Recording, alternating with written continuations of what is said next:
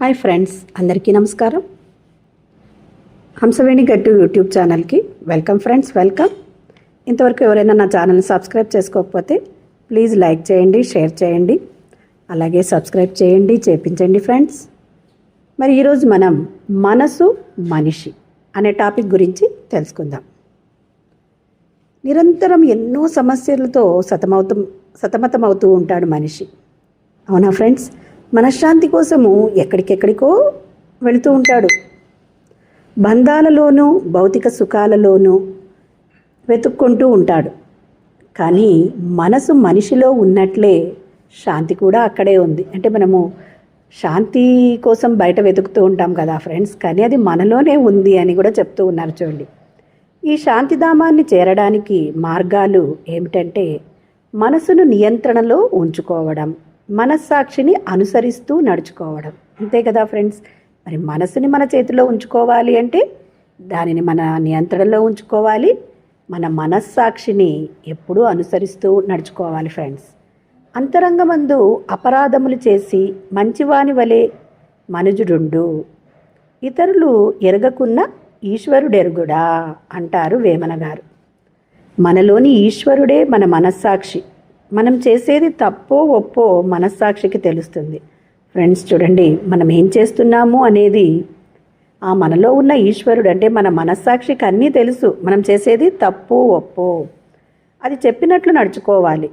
అతిగా ఆలోచించడం మనశ్శాంతిని దూరం చేస్తుంది ఫ్రెండ్స్. చూడండి, మరి ఇక్కడ ఈశ్వరుడు మనలోనే ఉన్నట్లు మన మనస్సాక్షిని అంటే మనసుకి తెలుసు కదా, తప్పో ఒప్పో అనేది మనకు తెలుసు. కాబట్టి ఫ్రెండ్స్, నిజంగా ఒక కెమెరా అనేది ఉంటుంది మాస్టర్స్.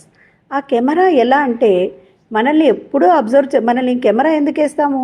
మన ఇంట్లో ఎవరైనా ఏదైనా చేస్తారనో, లేకపోతే బయట సీసీ కెమెరాలు పెట్టింటారు అంటే దొంగలు ఏమైనా పడితే తెలుసుకోవడము, ఎవరు చేసినారో ఆ పని అని. కానీ అసలుగా ఆ భగవంతుడు అనే కెమెరా అంటే దాన్ని మనస్సాక్షి అని కూడా మనం అనుకోవచ్చు. అది ఎప్పుడూ గమనిస్తూ ఉంటుంది మనం చేసేది రైటా రాంగా. కాబట్టి ఫ్రెండ్స్, ఎప్పుడూ మనం చేస్తూ ఎవరు చూడటం లేదు అని పనులు చేస్తూ ఉంటాం.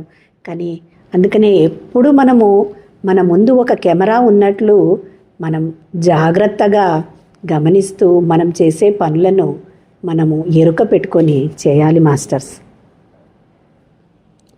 మనసుకు సమయాన్ని ఇవ్వకుండా నిరంతరం నచ్చిన పనిలో నిమగ్నం అవ్వాలి. అది కుదరనప్పుడు లభించిన పనినే ఇష్టపడితే మనశ్శాంతి సులభ సాధ్యమవుతుంది. అంటే మన మనసుకు మనకి ఏది ఇష్టం లేదో అది చేయకూడదు.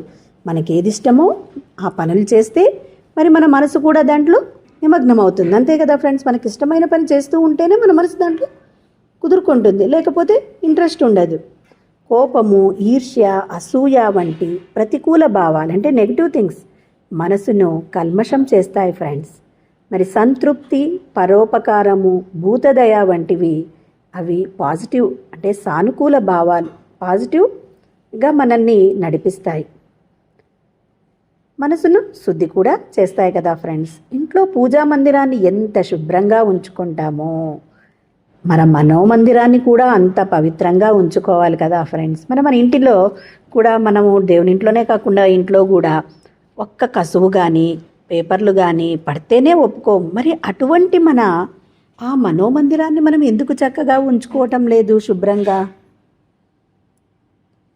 మనసును సంస్కరించినంత కాలము మనము పూజలు, జపాలు, తపాలు, ధ్యానాలు నిరర్థకం.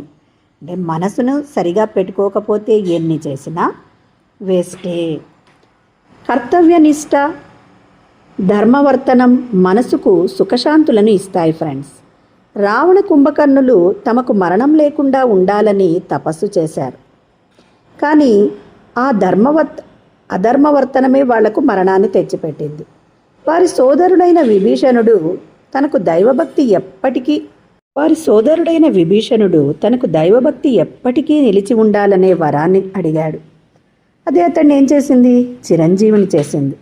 మనసు అద్దం లాంటిది ఫ్రెండ్స్. ఎదుటి మనిషిని, సంఘటనని ఎలా చూస్తే అలాగే ప్రతిఫలిస్తుంది, ప్రభావాన్ని చూపిస్తుంది. అంటే మనము ఎదుటి మనిషి మీద ఒక సిచ్యుయేషన్ని కానీ ఒక మనిషిని తీసుకుంటే మనము వాళ్ళలో మంచితనాన్ని చూస్తే మనకు మంచే కనిపిస్తుంది. లేదు వాళ్ళలో నెగిటివిటీని చూస్తూ ఉంటే అదే కనిపిస్తుంది, అదే ప్రభావము చూపిస్తుంది మన మీద కూడా. అందుకే ప్రతి వ్యక్తిలోనూ మనం ఏం చేయాలి? మంచిని చూడటం అలవరుచుకోవాలి. సానుకూల దృక్పథం, సత్కాలక్షేపం, ఆధ్యాత్మిక సాధన మనసు పరిణతి చెందడానికి ఉపకరిస్తాయి ఫ్రెండ్స్. చూడండి, మనము సానుకూల దృక్పథము, మంచి వాళ్లతో కాలక్షేపం అంటే సజ్జన సాంగత్యము, ఆధ్యాత్మిక సాధన అంటే ఫ్రెండ్స్ చక్కగా మనము ధ్యానం చేయడము, దైవనామస్మరణలో ఉండడము, ఇవన్నీ చేయడం ద్వారా దైనందిన జీవితంలో మనిషి ఎన్నో ప్రలోభాలను ఎదుర్కొంటూ ఉంటాడు. వాటి నుంచి మనము చక్కగా బయటపడగలుగుతాం ఫ్రెండ్స్. మేధకు మనసుకు సంఘర్షణ సహజం. ఇలాంటప్పుడే మనిషి మేధను ఉపయోగించి ధర్మాన్ని అనుసరించాలి. ఇష్టమనేది తాత్కాలికంగా సంతోషాన్ని ఇచ్చిన ధర్మాచరణ శాశ్వతంగా మనశ్శాంతిని ఇస్తుంది. చూడండి ఫ్రెండ్స్, అంటే మనము సంఘర్షణ అనేది సహజమే. మనకి ఇష్టమైనది ఉంటే సంతోషము అనుకుంటాము, కానీ అలా కాకుండా మనకు అవన్నీ తాత్కాలికమే. మనం ఒక నగ కొన్నా, ఒక ఇల్లు కొనుక్కున్నా, అవన్నీ ఏమి తాత్కాలికము.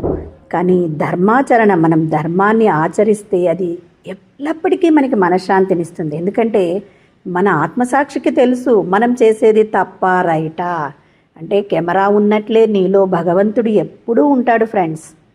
క్రిమికీటకాలు సర్వత్రా వాలినా అగ్నిపై వాలవు, వాలితే భస్మమైపోతాయి. అలాగే మనసును ఎన్ని విషయాలు ఆకర్షించినా దైవచింతన అనే అగ్ని మనలో జ్వలిస్తున్నప్పుడు ఆకర్షణలు దగ్ధమవుతాయి.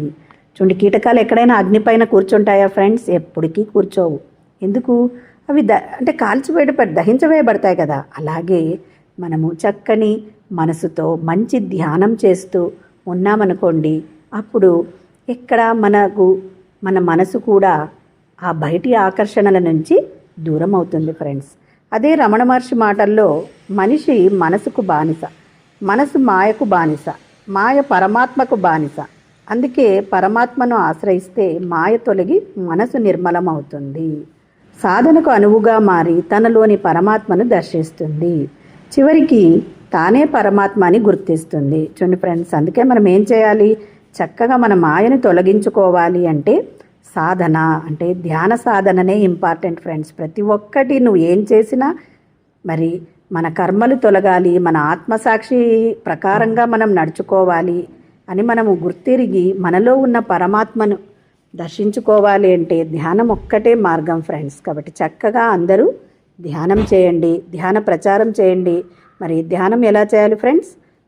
సుఖాసనంలో కూర్చోవాలి, కాళ్ళు రెండు కట్టేసుకోవాలి, చేతులు రెండు కట్టుకొని కళ్ళు రెండు మూసుకొని మన సహజమైన శ్వాసను గమనించడమే ధ్యానం friends. Thank you. Hi friends.